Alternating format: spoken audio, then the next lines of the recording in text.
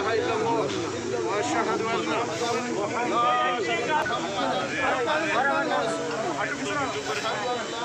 একটি দৃষ্টিনন্দন মসজিদ আজকে ওনার সম্মুখে উনি করছেন।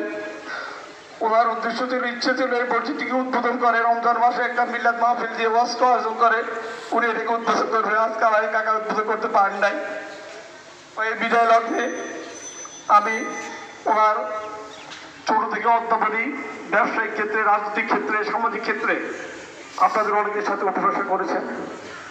আপনারা ওনাকে ওনার আচার ব্যবহারে কথাবার্তা যদি কেউ মনে কষ্ট পেয়ে থাকেন, আল্লাহর রাস্তা আজকে ওনার বিদায় লগ্নে আপনারা ওনাকে সমাজ দৃষ্টিতে দেখবেন, এটা আমার আশা এবং বিশ্বাস।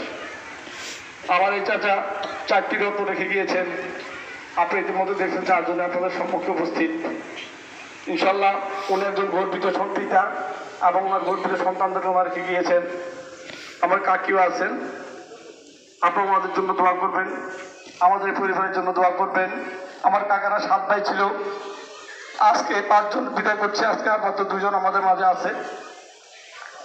আমাদের এখানে ছোট কাকা আব্দুর রব কাকা আছেন, এখানে আছেন পিছনে। আমাদের আব্দুর রব কাকা, আমাদের হাজি আব্দুল মালিক কাকা আছেন।